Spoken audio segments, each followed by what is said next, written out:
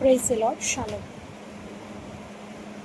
आज मैं ऐसा सोच रही थी कि मैं मेरा जो भी टेस्टिमनी मैं देना चाहती हूँ, तो वो मैं गुजराती में नहीं, हिंदी में दूँ, क्योंकि गुजराती सब लोगों को नहीं समझ में आती है। मेरे काफ़ी सारे फ्रेंड्स हैं, तो उनको भी गुजराती के कुछ वर्ड्स वो नहीं समझ पाते हैं। तो मैं आज मेरी टेस्टिमनी एक देना चाहती हूँ और वो मैं हिंदी में दूँगी, कि जिससे मैं काफ़ी सारे लोगों तक मेरी टेस्टिमनी पहुँच सके और परमेश्वर उनके भी जीवन में कार्य करे। काफ़ी सारे दिन पहले अभी मेरा बड़ा बेटा बीमार था, और उसको हम घर पर गए थे महाराष्ट्र में। वहाँ पे वो काफ़ी सारे दिन रहा। तो जब तक वो छुट्टियाँ में था, वैकेशन में था, तब वो बीमार नहीं गिरा। थोड़ा बहुत शायद उसको कफ उसका थोड़ा था, कफ एंड कोल्ड था, लेकिन उस वक्त उतना दिखाई नहीं दिया। फिर हम जब वापस घर पर आए, और उसके बाद उसको डायरेक्ट जब हमको घर पर वापस आने के टाइम हमको ट्रैवलिंग करना था, तब उसको फ़ीवर आना स्टार्ट हो गया। और उसके बाद उस दिन तो मैंने वहाँ पर प्रेयर की कि प्रभु तू उसको सहाय कर कि हम लोगों को ट्रैवलिंग में उसको कोई प्रॉब्लम ना हो। और परमेश्वर ने हमारी हमारी सहायता की, और मैंने उसको मेडिसिन जो भी देना था प्रेयर करके मैंने उसको दे दिया, और वो अच्छी तरह से सो गया, और पूरे ट्रैवलिंग में कुछ प्रॉब्लम नहीं आई।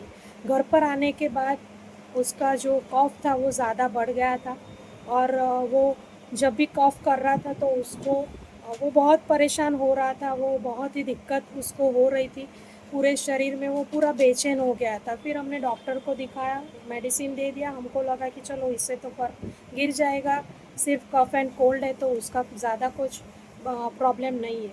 लेकिन उसके बाद जब हमने एक दो दिन गया, उसका पास हो गया मेडिसिन देने के बाद, 2 दिन के बाद उसको फ़ीवर आना स्टार्ट हुआ वापस से। और फ़ीवर इतना था, हाई ग्रेड फ़ीवर था, 101 102 ऐसा फ़ीवर उसका रहता था। और ठंड लगकर उसको फ़ीवर आ रहा था, उसको हेडेक हो रहा था। मैं खुद नहीं समझ पा रही थी कि उसको क्या तकलीफ़ हो रही है, क्यों इतना फ़ीवर आ रहा है। दवाई दिया तो थोड़े टाइम के लिए फ़ीवर कम हो जाता था, उसके बाद वापस उसको फ़ीवर आना स्टार्ट होता था। उसके बाद मैंने बहुत उसके लिए प्रेयर किया। फिर हमसे रहा नहीं गया कि उसका फ़ीवर क्यों नहीं डाउन हो रहा है। वो बहुत रोने लगा कि मम्मी मेरा सिर बहुत दर्द कर रहा है, मैं क्या करूँ मम्मी। तो उसकी वो तकलीफ़ मुझसे देखी नहीं गई। मैंने प्रेयर किया, और फिर वापस से उसको डॉक्टर के पास हम लोग लेकर गए। हमने वापस डॉक्टर को दिखाया, तो डॉक्टर ने बोला कि ठीक है चलो ब्लड रिपोर्ट्स कर कर देखते हैं।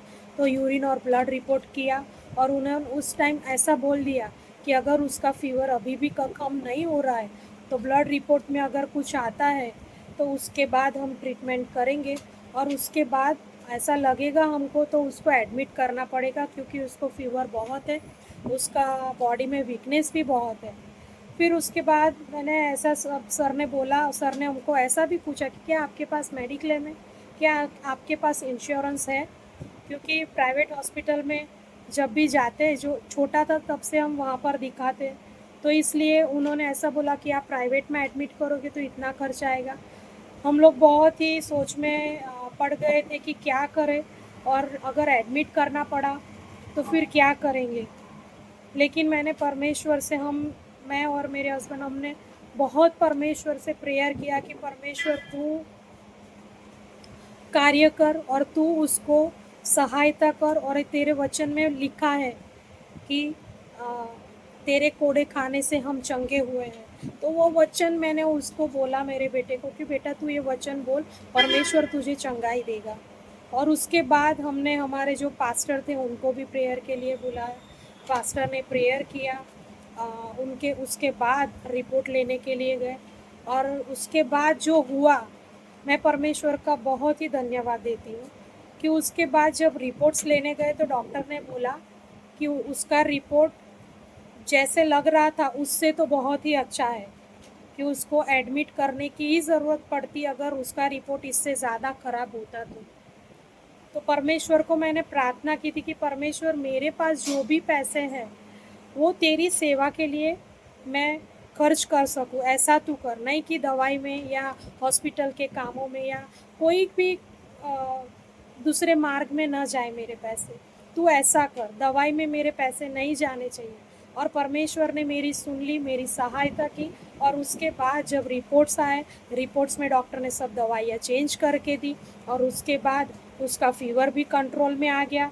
और परमेश्वर ने जैसे वचन में बोला है कि मेरे कोड़े खाने से तुम चंगे हुए हो, वो वचन उसने भी बोला मेरे बेटे ने, और परमेश्वर ने हमारी प्रार्थना सुन ली और वो उसने चंगाई प्राप्त की है। तो मैं आज आपको भी बोलना चाहती हूँ कि अगर आप भी ऐसी कोई परिस्थिति में से परिस्थिति में हो, तो आप भी प्रभु से प्रार्थना करें, प्रभु को विनती करें और वचन के साथ प्रार्थना करें।